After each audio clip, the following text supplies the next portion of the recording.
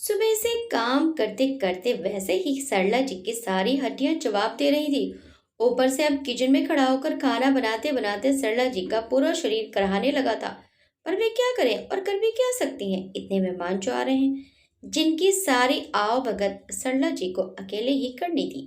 बहू की पहली दिवाली है, कल तक उसे उपहार लेकर मायके जाना था। पर अचानक बहू की माँ का फोन आ गया कि अमेरिका से उनका छोटा भाई और भाभी आए हुए हैं, वे शादी पर नहीं आ सके थे, इसलिए वे आप सबसे मिलना चाहते हैं। फिर बाकी सबको भी सीमे के पास आने की लग गई, तो उन्हीं के साथ बहू के तीनों भाई वे भाभियां भी अपने बच्चों के साथ आ रहे हैं। इतने लोगों का इतना काम उन्हें अकेला करना पड़ रहा था। कुकर की सीटी बजते ही सरला जी ने गैस बंद कर दी और ड्राइंग रूम में आकर बैठ गईं और खामोश होकर बहू को देखने लगी। बहू आराम से बैठकर गिफ्ट पैक कर रही थी। अरे मम्मी देखो ना, मैं अपने भाई भाभी के लिए गिफ्ट लाई हूँ, बस पैक कर रही हूँ। आपको दिखाना चाहती थी पर जल्दी है, वे लोग आने वाले हैं इसलिए पैक कर दिए। एक से बढ़कर एक गिफ्ट्स लाई हूँ मैं अपने घर वालों के लिए, देखते ही सब झूम उठेंगे। बहू ने कुछ पैक किए गिफ्ट्स की तरफ इशारा करते हुए कहा। तभी सरला जी का बेटा घर में दाखिल हुआ और अपनी पत्नी से बोला, सिमी एक कप चाय बना लाओ, आज ऑफिस में काफी थक गया हूँ, जरा गर्मा गर्म सी चाय पीऊंगा तो थोड़ी थकान कम होगी। अरे आप देख नहीं रहे हैं कि मैं गिफ्ट पैक कर रही हूँ? कितना बड़ा काम है इनको पैक करना, मैं थक गई हूँ। माँ आप ही बना दीजिए ना चाय, आप तो फ्री ही बैठी हैं, मुझे अभी तैयार भी होना है, उसमें भी काफी टाइम लग जाएगा। मेरी छोटी भाभी बहुत फैशनेबल है, बहुत स्मार्ट बनती है, मुझे उनकी टक्कर का तैयार होना है, उनसे आगे ही दिखना है। इतने कहकर सिमी अपने गिफ्ट पैक करने में लग गई। सरला जी दुखी मन से खड़ी हुई और आगे बढ़ी तो सिमी बोली, माँ आप चाय बना ही रही हैं तो मेरे लिए भी बना कर ले आना। सरला जी बिन बोले किचन में गई और अपने बेटे बहू के लिए चाय बनाकर उनको दे दी। मेहमानों के आने का समय हो ही गया था और सिमी को भी तैयार होते होते काफी टाइम हो चुका था। सरला जी थक कर चूर हो रही थी, लेकिन क्या करती, इज्जत तो रखनी ही थी, नहीं तो बहू के मायके में हजार बातें खड़ी हो जाती। बस इसी सोच के साथ वे काम में लगी रही। सभी मेहमान आ चुके थे। सिमी उन्हें देख उछल पड़ी, उसकी खुशी का ठिकाना ही नहीं था।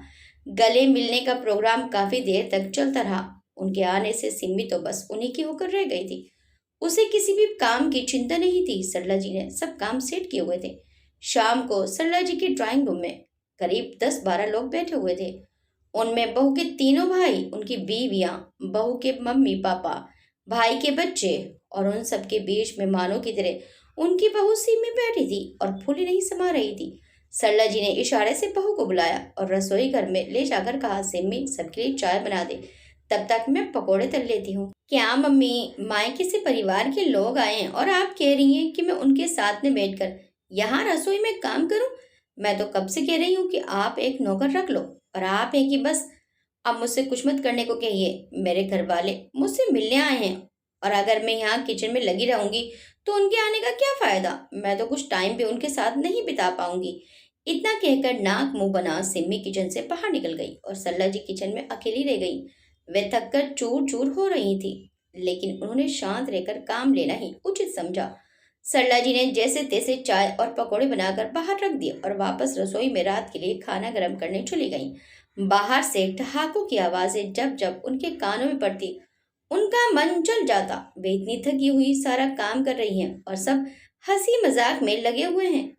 सरला जी के पति एक दो बार किचन में आए, सिर्फ ये कहने के लिए कि कुछ रोटियों पर घी मत लगाना, सिमी की भाभी नहीं खाती, और खिलाने में जल्दी करो, बच्चों को भूख लगी है। उनके तन बदन में आग ही लग गई, लेकिन वे घर में मेहमानों के सामने किसी भी तरह का तमाशा नहीं चाहती थी, इसलिए सब सहन कर चुपचाप काम में लगी रही। सबको खाना खिलाया, उनकी अच्छे से आवभगत की, कोई कमी नहीं आने दी, लेकिन फिर भी सबके नाक मुंह से बन रहे थे। ये देख सरला जी गुस्से हो रही थी, लेकिन उनका खून तब और चल गया जब चाहते चाहते सिमी की मम्मी ने उनसे ये कहा, क्या बहन जी, आप तो हमारे साथ जरा भी नहीं बैठी, न तो अपनी कही न तो हमारी सुनी, कोई नाराजगी है क्या? नहीं, नाराजगी किस बात की बहन, बस काम में मौका नहीं लगा पास बैठने का। फिर सब चले गए। सबके जाने के बाद सिमी तो तुरंत सोने चली गई। उन्होंने एक दो बार सिमी को काम के लिए कहा, लेकिन वह कहाँ करने वाली थी। वह अनसुनी करके कमरे में सोने चली गई और वह रसोई संभालने में लग गई। उनका शरीर अब जवाब दे रहा था, लेकिन रसोई ऐसे ही छोड़ देती तो बास आने लगती। इसलिए जब ही सब रसोई करनी पड़ी, सब काम के बाद वे बिस्तर पर जा गिरी। उनके जिस्म का कोना कोना दुख रहा था, वे बेसुध सो गईं। अगले दिन सरला जी का मन हुआ कि वे पति और बेटे से बीती शाम की स्थिति पर चर्चा करें, पर दोनों ही जल्दी ऑफिस चले गए। 2 दिन बाद फिर से सीमी की एक भाभी घर आ गई और उसको अपने साथ शॉपिंग पर ले गई और कई घंटों में वापस आई। शादी के बाद ये सिलसिला अनवरत चल रहा था, रुकने का कतई नाम नहीं ले रहा था। कभी किसी का जन्मदिन, कभी किसी की शादी की सालगिरह, कभी त्योहार, कभी कुछ तो कभी कुछ। सिम्मी के घर वालों का काफी आना जाना था। आए दिन बेटी की ससुराल में बैठे रहते थे, जिससे वे तंग आ चुकी थी। उनसे अब बर्दाश्त नहीं होता था। उनका घर एक थिएटर बन चुका था, जिसका कोई भी टाइम फिक्स नहीं था। एक दिन मौका पाकर उन्होंने अपने पति से इस बारे में बात की।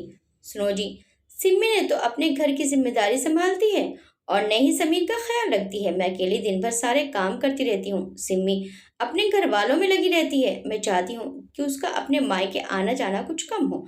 शादी को साल होने जा रहा है और बहू आज भी महीने में 7 दिन अपने मायके में रहती है और बाकी के दिन उसके घर का कोई ना कोई यहाँ आ जाता है। सारा सारा दिन फोन पर कभी अपनी मम्मी से, कभी भाभी, तो कभी किसी सहेली से बात करती रहती है। ऐसे कब तक चलेगा ये सब? घर का भी थिएटर बना डाला इन लोगों ने। लड़की की शादी कर दी है तो अब उसे भी अपने ससुराल का देखने दो, मगर इन लोगों का तो खत्म ही नहीं हो रहा है। देखो सरला, तुमको ही शौक था कि तुम्हारी बहू भरे पूरे परिवार की हो, दिखने में ऐश्वर्या राय हो, ऐसी हो वैसी हो, इतनी खाक छान रही थी तुम। तुमने खुद ही तो सिमी को पसंद किया था। कितनी लड़कियां नापसंद करने के बाद तुम्हारा दिल सिमी पर आकर अटक गया था। तुम्हारी पसंद की बहू है, तुम ही संभालो। और अब तुम घर के मामलों में हम मर्दों को नहीं डालो तो अच्छा है। तुम खुद देखो क्या करना है क्या नहीं। सरला जी सोचने लगी कि इनकी बात भी सही है। मैंने कम से कम 25 लड़कियों को देखने के बाद अपने बेटे के लिए सिमी को चुना था, जबकि वे लड़कियां भी बुरी नहीं थी। तभी पति की बातों से सरला की तंद्रा टूटी। वे कह रहे थे, सरला, तुम कितने दिनों से कहीं बाहर नहीं गई। ऐसा करो, तुम अपनी बहन के घर हो आओ, तुम्हारा मन अच्छा हो जाएगा। अपनी बहन से मिलकर अपना दिल हल्का करने की सोचने से ही सरला जी खुश हो गई। अगले दिन ही वे तैयार होकर अपनी बहन से मिलने चली गई, जो पास में ही रहती थी। पर बहन के घर पर ताला लगा देखकर उनका मन बुझ गया। तभी बहन की एक पड़ोसन ने उन्हें पहचान लिया और बोली, अरे आप सरला जी है ना, विभा जी की बहन? जी हाँ, आपको पता है विभा जी कहाँ गई है? विभा जी पास के बाजार तक गई हैं, आप आइए ना। नहीं नहीं, मैं यहीं बैठकर इंतजार कर लेती हूँ, सरला जी ने संकोच से कहा। अरे नहीं नहीं सरला जी, आप अंदर आकर इंतजार कर लीजिए, वे आती ही होंगी। उनके बहुत आग्रह पर सरला जी उनके घर चली गई। आपकी तस्वीर मैंने विभा जी के घर पर देखी थी। आइए ने, शिखा जरा पानी ले आना। उन्होंने आवाज लगाई। अंदर से एक बहुत ही प्यारी सी लड़की बाहर आई। बेटा देखो, ये सरला जी हैं, विभा जी की बहन। इतना सुनते ही उस लड़की ने उनके पैर छू लिए, आशीर्वाद लिया। सरला जी ने उसे मन से आशीर्वाद दिया तो विभा जी की पड़ोसन बोली, ये मेरी बहू है सरला जी, बहुत प्यारी बच्ची है। मम्मी जी मैं चाय रखती हूँ। इतना कहकर वे अंदर चली गई। सरला जी ने एक नजर घुमाई। इतने सलीके से हर चीज रखी हुई थी कि देखकर उनका मन खुश हो गया। कितनी संस्कारी बहू है उनकी। और एक सिमी है, संस्कार तो दूर, उसे तो बड़ों से बात कैसी करनी चाहिए ये भी नहीं पता। बहन जी, विभा दीदी आपकी बहुत तारीफ करती हैं। मेरा ध्यान विभा की पड़ोसन पर चला गया। इतने में उनकी बहू चाय बिस्कुट के साथ पकोड़े भी बनाकर ले आई और बोली, लीजिए आंटी जी। हाँ बेटा। तभी फोन की घंटी बज गई। पड़ोसन की बहू ने फोन उठाया और बात करने के बाद अपनी सास से बोली, मम्मी, पूनम दीदी का फोन था, शाम को हम सबको खाने पर बुलाया है, पर मैंने कह दिया कि आप सब यहाँ बहुत दिनों से नहीं आए हैं। आप और जीजी आज शाम खाने पर आ जाओ, ठीक है ना? हाँ बेटा, बिल्कुल ठीक है। बहू किचन में चली गई तो विभा जी की पड़ोसन मुझसे बोली, पूनम मेरी बेटी है शिखा, और उसमें बहुत प्यार है। अच्छा है बहन जी, नहीं तो आजकल की लड़कियां बस अपने रिश्तेदारों को ही पूछती हैं। सरला जी ने ये कहकर अपने मन को थोड़ा हल्का सा करना चाहा। बिल्कुल ठीक कहा बहन जी, पर मेरी बहू अपने माता पिता की अकेली संतान है, एकदम सरल और समझदार। इसने यहाँ के ही रिश्तों को अपना बना लिया है। अभी शादी को 5 महीने ही हुए हैं, पर पूरा घर संभाल लिया है। वे गर्व से बोली। बहुत अच्छा है बहन जी। सरला जी ने थोड़ा सहज होकर कहा। अकेली लड़की है तो अपने माता पिता के घर भी पहुंच जाती होगी। वे अकेले जो हैं, उनका तो सब कुछ उनकी बेटी ही है। नहीं जी, बहू तो शादी के बाद सिर्फ एक बार ही मायके गई है, वे भी कुछ घंटों के लिए। हम बात ही कर रहे थे कि बाहर से विभा जी की आवाज आई। शिखा, बेटा घर की चाबी दे देना। विभा जी की आवाज सुनकर शिखा जी किचन से निकली और उनको अंदर ले आई। उन्होंने बहन को देख गले लगा लिया। शिखा जी ने खाने के लिए रुकने की बहुत जिद की, पर दोनों बहनें रुकी नहीं। अगले ही पल सरला जी की बहन के घर आ गई। विभा जी के दोनों बच्चे अमेरिका में रहते हैं। वह और उसके पति अकेले ही रहते हैं। दीदी, आज मेरी याद कैसे आ गई? विभा जी ने मेज पर सामान रखते हुए कहा। बस यूं ही। तू बता कैसी है? मैं तो ठीक हूँ दीदी, पर आपको क्या हुआ है कि आप कमजोर होती जा रही हो? विभा जी ने कहा। शायद सरला जी की परेशानियां उनके चेहरे पर भी झलकने लगी थी। आंटी जी, आज मैंने राजमा बनाया है। आपको राजमा बहुत पसंद है ना? आप तो खाने के लिए रुकी नहीं, इसलिए मैं यही ले आई और इन्हें किचन में रख रही हूँ। अचानक शिखा दरवाजे से अंदर आई। किचन में राजमा रखकर मुस्कुराते हुए चली गई। बहुत प्यारी लड़की है, सरला जी के मुंह से अचानक निकल गया। अरे दीदी, यही वे लड़की है जिसकी बात मैंने समीर के लिए चलाई थी, याद है ना आपको? इनके ऑफिस के एक साथी की बेटी। दीदी, आपको याद नहीं आया क्या?